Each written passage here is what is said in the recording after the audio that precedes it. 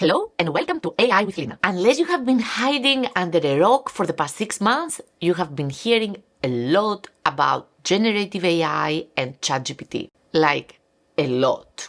As a business leader, entrepreneur, founder, or product manager, you need to cut through the noise and protect your time and budget by understanding what this technology can and cannot do.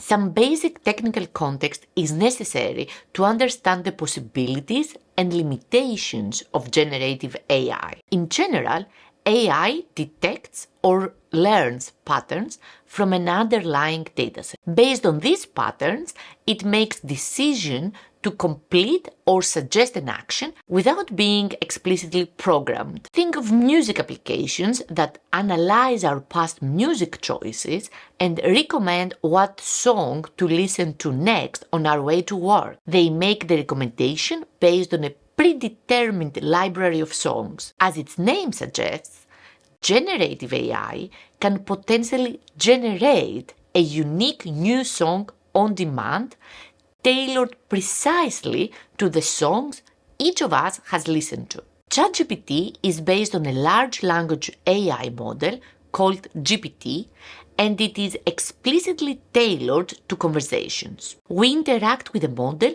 by typing a question or a prompt, and then ChatGPT responds by generating text. To create the text, the model analyzes the words we use and weighs them up against the data it has seen during training. The model performs complex statistical operations and predicts what words and in what order have the highest probability of answering our question in the best way. One thing to remember is that the model doesn't understand the content of our prompts. It understands the words we use and then generates a text that is closely aligned with our prompt. The model is basically indifferent if we ask about landing on Mars or what tomatoes to buy from the grocery shop. Let's see a more practical business example.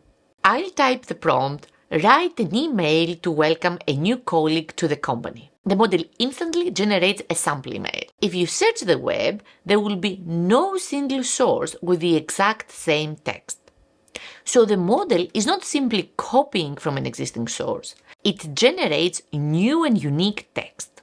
Also, asking the very same question again will yield different results. This is because the model is engineered to be creative and generate new responses for each prompt. Now you might be thinking, hey, I can search on the web and find dozens of templates. The benefit of using ChatGPT in this scenario, instead of a regular internet search, is that ChatGPT's output is presented already in a form that can be used as is.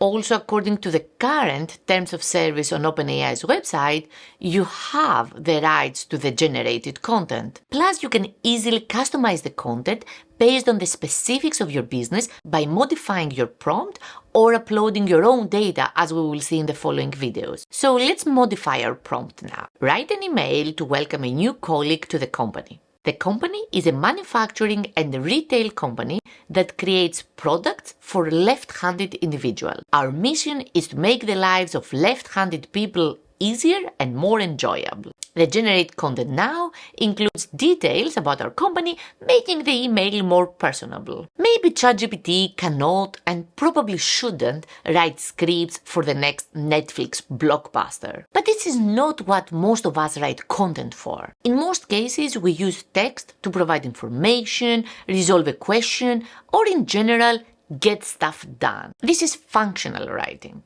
Models like ChatGPT can take such tasks to a totally new level and help us achieve a massive productivity increase. The underlying assumption of these tasks is that there is no single correct answer. Some answers are simply more likely to be valid than others. Of course, at the end, the responsibility for the generated content lies with the person or entity who is using it. This is something critical to remember when using ChatGPT or similar models for business applications. There are a few best practices to remember. 1.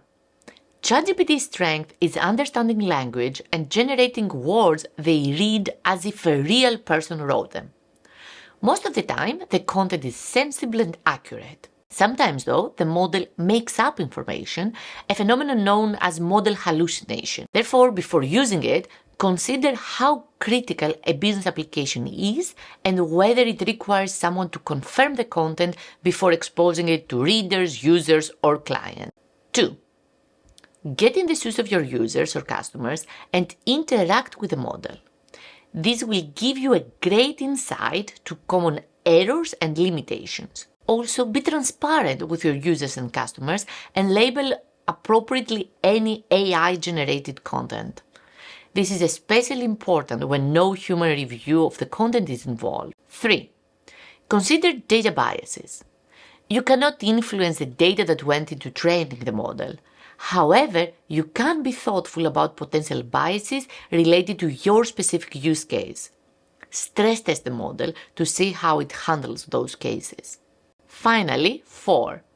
Almost anyone can have access to ChatGPT today, including your competitors. Using the generated content as is will bring average results at best. You need to edit the model's output and add your personal touch to differentiate yourself from your competition. An alternative way to customize your content is to modify the prompts you use, which we will cover in a later video. I hope you found the video helpful. Let me know in the comments your thoughts and questions. Subscribe to stay tuned for more AI with Lina.